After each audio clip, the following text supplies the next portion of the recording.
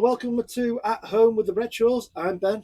And I'm Gemma, and today we are going to do the 1 million subscribers by Ren. Yep. So this has been recommended from all the renegades out there. We kind of want to get to know him first, don't we? We were so impressed with High Ren. Generally impressed, absolutely brilliant. And also generally impressed with all the support that he gets off everybody. So reading through the comments and everything like that, we was like, right, we could either do another video or let's get to know him first. Yep. And personally, we wanted to get to know him first and then progress into the rest of his songs. And this was a suggestion to do, to watch this first. So to understand him a little bit more. Understand him and, a bit about him. So, yeah. And also to all the renegades out there, thank you so much for all the support that you've given us and all the comments. Some of them absolutely fantastic. We can't thank you enough for them. Absolutely beautiful messages, aren't they? Thank you so much. And I tell you what, some real loyal fans there, aren't they? I didn't realise how big he was. Like I say, it was generally a first-time reaction, wasn't it? And it's unbelievable how much support he's got. So fair dues to everybody. And we took note about obviously trying to not speak as much when he's on and appreciating his music lyrics and his lyrics. Well, that's to come, and we're going to check this out now. Thank you very much. We appreciate it. Let's go. Let's do this. I want to keep this short and sweet because I wrote something that I want to share with you. But first of all, I just want to say how grateful I am. I've reached 1 million subscribers on YouTube, which is a flipping huge milestone. I wanted to say thank you to everyone who supported my music over the years, whether you're newly on board or have been here for a while. I wanted to say thank you to the YouTube reaction community who have gotten behind my stuff in a big way and really helped me reach this goal. So thank you guys. I wanted to read this passage that I wrote about success. It's too much for me to remember right now, so bear with me. But yeah, success to me means that I have a responsibility that transcends me. If I have a platform where people are paying attention, then I feel like it's my duty to make that count. It's far more important than my aspirations with music and what I could personally gain. There's a saying that stuck with me recently, which was a rising tide lifts all ships. Somehow, by finding success for myself has meant that I can find success for the people around me, and that makes me feel very rich. I'm in a very strange position right now where I owe much of my success to the most destructive force in my life, which has been the turbulence of my physical and mental illness. The thing that has by far brought me the most pain has been a source of constant inspiration, which ironically led to creations which brought me the most joy. Creating art which means something to somebody else and can potentially be a companion to somebody else in the dark justifies my own pain, and I desperately needed that to be justified. There are a lot of people alive today who live in the dark. It's a place that I'm very familiar with. In the peak of my health problems, I was severely underweight. All my meals had to be restricted and blended, and I was so tired that I couldn't participate in life. I couldn't socialize, I couldn't watch films, I couldn't read. My bones constantly hurt. Even standing in the shower was excruciating and exhausting. And this went on for years, with no answers. Nobody could have ever convinced me during that time that my pain and suffering would be a source for something good, because it felt insidious. Nobody could have ever convinced me that something constructive can come from hurting every day. But I'm here to tell you that if you are hurting every day, don't be afraid.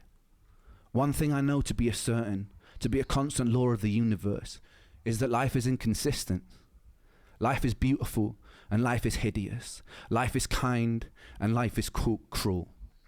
Dancing inside this dichotomy and inconsistency makes me know that you won't hurt forever, whether that comes from resolution of what you're going through or acceptance of where you are. You won't hurt forever. You don't know yet whether or not your pain conceals gold. It definitely conceals wisdom, and it's definitely a catalyst for filling you with empathy. So stand strong, my friends, and don't let the darkness consume you, because once you know the dark and become intimate with it, you become very capable of wielding the light. Wow, beautiful, beautiful, man. Yeah, I know, yeah. Tell you what, from the sounds of it, he's really gone through it, hasn't he? But I tell you what, to come out the way he's talking now like that, how impressive, And you can see he's genuine, isn't he? Yeah. How you can just feel how genuine he is, and like how much how much he's breaking in his voice, isn't it? Like, you know, it's actually breaking his voice, isn't it? I didn't want to stop it too soon because obviously I wanted to listen to like the last bit there.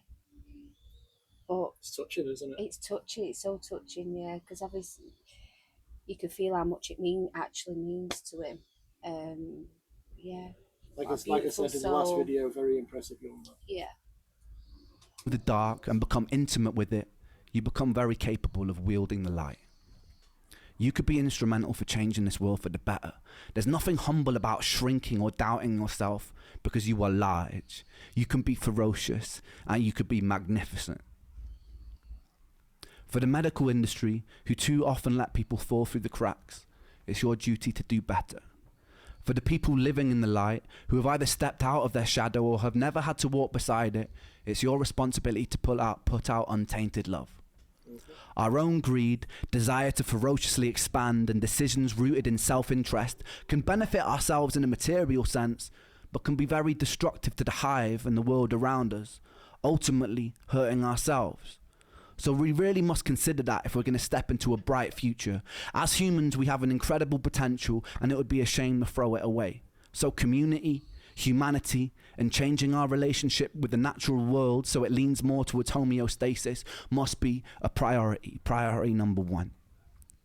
If you're watching this and there's a knot tied up in your stomach with bitterness, anger, or hatred for your fellow human being, be with it, feel it, understand it, express it, and then let it go.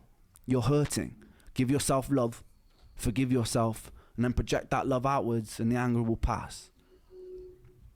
We have a decision in every interaction to tilt the world towards heaven or hell, towards Jannah or Jahannam, utopia or dystopia, and some people's ideas of heaven will be another's image of hell.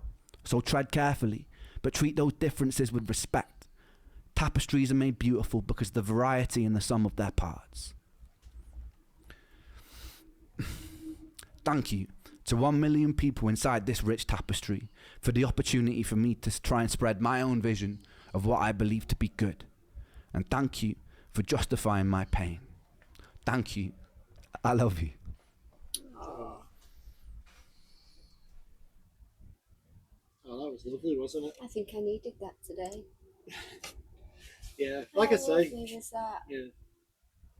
But I'll tell you what, like, you know, the start of it, you know, where, like you say, like, your voice starts breaking, doesn't it? Like, you know, you can see, it's like, you know, he's been through it, hasn't he? Yeah. 100%. So and like I say, like a big hug or something, don't you? You like.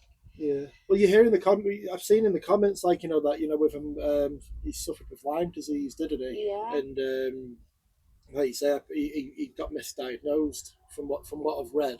Yeah. And then he's ended up suffering, like, you know, ever since, like, you know, with his mental health and all the rest of it as well. Like, you know, I mean, we know a family member ourselves, like, you know, who struggled badly with PTSD. And he was advised to, like, you know, get into, like, writing music and stuff like that, didn't he? And I helped play, like, you know, a bit of music for him, and he recorded a couple of songs, and it really did help him out, didn't it? Yeah, really did. And it just shows the power of music, doesn't it? Power of music, yeah, and obviously to other people as well. Like, from what I can gather, he's helped a lot of people with his music, and but I think it's not just his music. He's a genuine nice man. He's genuine. Love. You can see that he's a lovely person, and how much it means to him. How much he's genuinely appreciative. Yeah. Wow. Oh, well, I'm definitely looking forward to seeing the next stuff. Definitely, yeah. Oh. But no, well, thank you very much for watching, and we'll definitely see you on the next one. Yeah, thank you. And all the best.